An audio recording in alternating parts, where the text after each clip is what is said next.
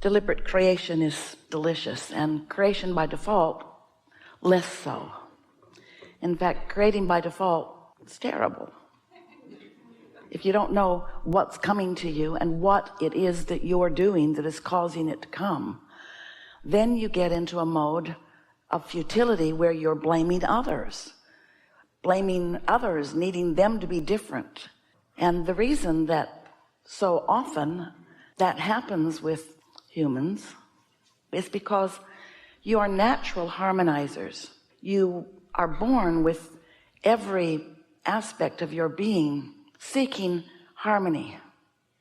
And so if you're not actively aware of your own inner being, of your own source and its vibrational broadcast, and therefore you are not deliberately tuning in to who you are, then your natural desire to harmonize, your tuner always being on, you're looking for something to tune to. Now, the way you would maybe describe that in your human words is, I want to be understood, or I want to find my tribe, I want to find those who think like I do. And all of that seems just fine. We're not discouraging harmony. We are just wanting you to prioritize your points of harmony.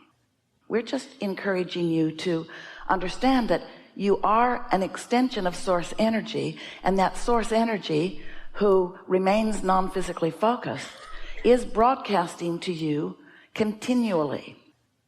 And not only is it the energy that you were before you came into this physical body, it's the energy that, since you've been in this physical body, that non-physical part of you has become because you're in this physical body. Does that make sense to you?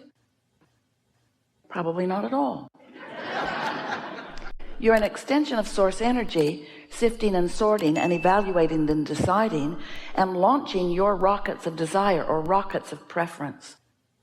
And whenever you do that, the non-physical part of you, who knew that you came for that very expansion purpose, is aware of each new thing that you put into your equation as you become more and more. In other words, every time you know what you don't want, what you do want becomes a real thing. When a circumstance occurs and you respond to it or react to it, which seems like a normal thing to do, your reaction of what is unwanted causes an equivalent vibrational launching of a point of attraction of what you do want.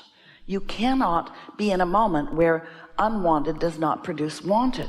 But what happens is, because you're usually wrapped up in the unwanted part of this equation, then the wanted goes unnoticed by you, not sought after by you. In fact, mostly you're defensive about what it is you don't want, not realizing that you are calibrating to the problem. You're calibrating to the what you don't want. Now, the thing that may seem unfair to you about this, it isn't.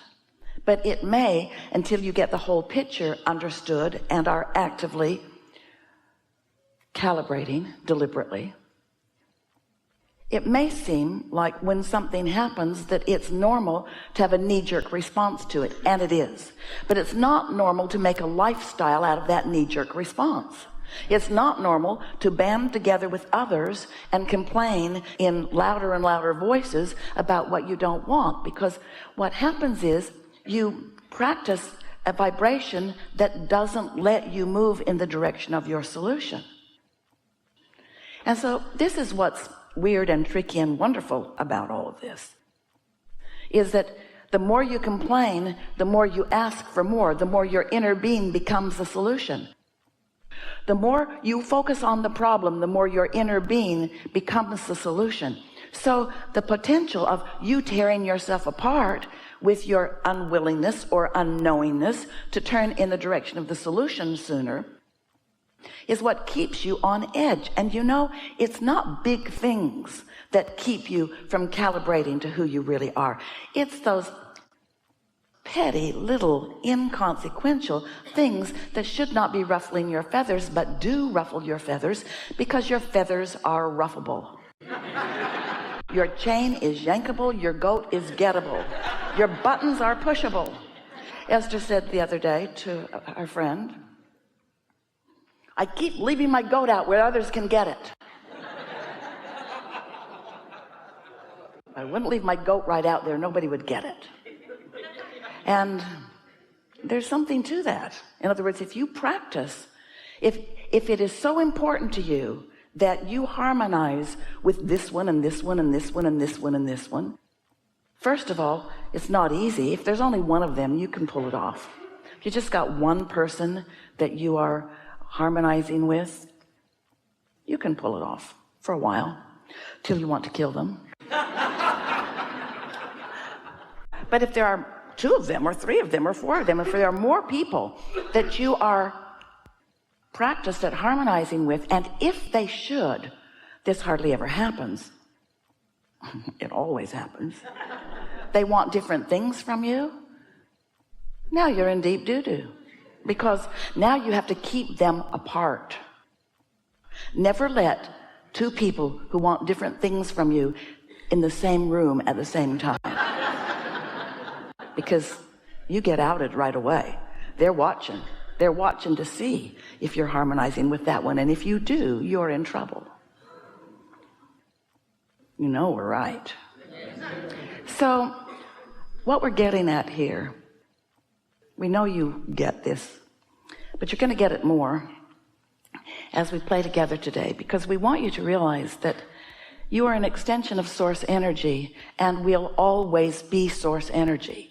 And because that source energy part of you never calibrates to unwanted, that source energy part of you has a pure, powerful, non-diluted, non-contested, non-resisted point of attraction. That's a powerful point of attraction. When that point of attraction is responded to by the law of attraction, things move, big things move. All cooperative components come to that point of attraction. But as humans, you rarely stay in that pure, non-resisted point of attraction for very long, because you are so nosy. You're so wanting to sift through everything and decide the rightness and the wrongness of things. And so, while all of that is natural to the creative process, it is a normal thing for you to do step 1. Step 1 is where you ask for something. And the only way that you can decide what you're asking for is by sifting through some things that you want and some things that you don't want. In other words, it takes that contrast in order for you to define what you want. And when you do define it, even if you don't speak words to it, you launch a rocket of desire that your inner being includes, becomes, synthesizes, molds into that point of attraction, which is who you really are. And now, this fantastic summoning power that your inner being holds, because your inner being never resists what is being asked for.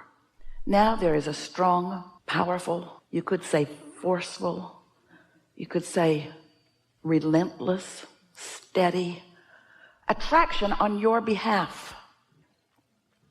And the question that this gathering wants to stimulate within you is, where are you now in that equation?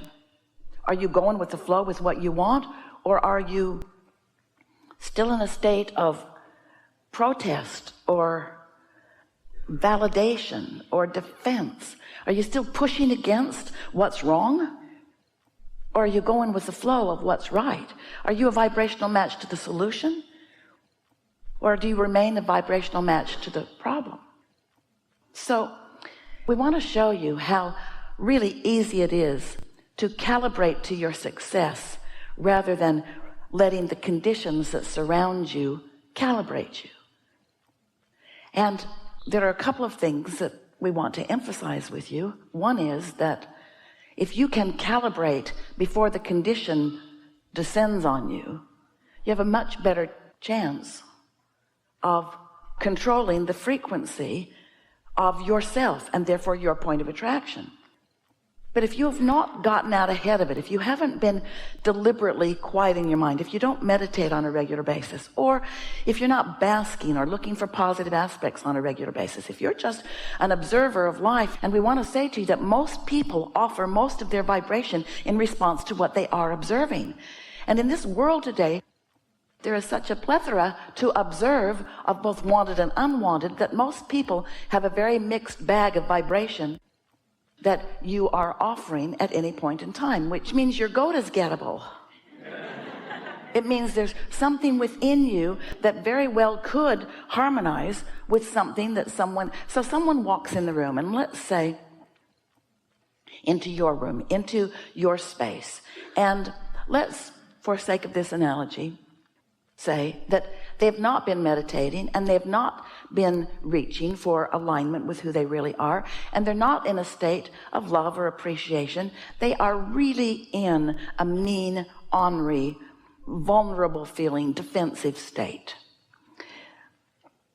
You work with that person or live with that person or are that person.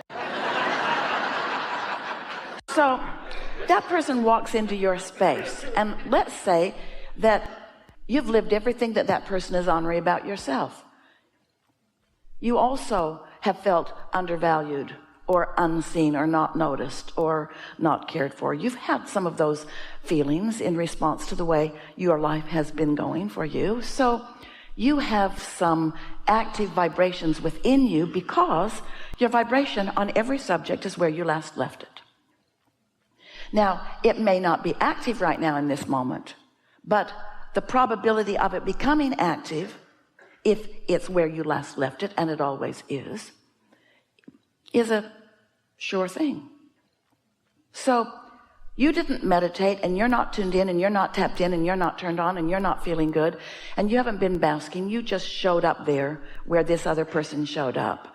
You're not particularly ornery, and what's bothering this other person was not active within you, but because your vibration is where you last left it, and because you're not tuned in to your higher power, to your higher clarity, to your greater strength, then that person is going to dominate the energy space around you. That person is going to just be there, just looking the way that person is looking, and feeling the way that person is feeling. And even if that person doesn't say anything, he's gonna get your goat. He's gonna push your buttons because you didn't do something to get out ahead of it. You just sort of blundered into this segment of life experience, unprepared for what was there, and what's dominant always wins.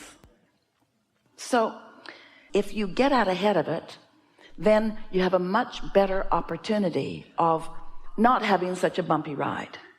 If you don't get out ahead of it, you're gonna have a bumpy ride, because if somebody's in your space and they're feeling great, you probably do too. And somebody's in your space and they're feeling rotten, you probably do too. And probably you are not feeling very powerful or very capable of holding your own, because you find yourself up and down. It's sort of a roller coaster ride that you're living.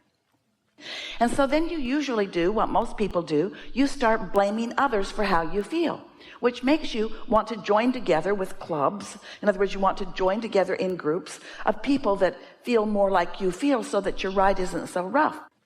Or you could just tune to who you really are and what you really want, and you could own the room that you're standing in. In other words, you could be the dominant one. You could be the one that brings the best out of this one.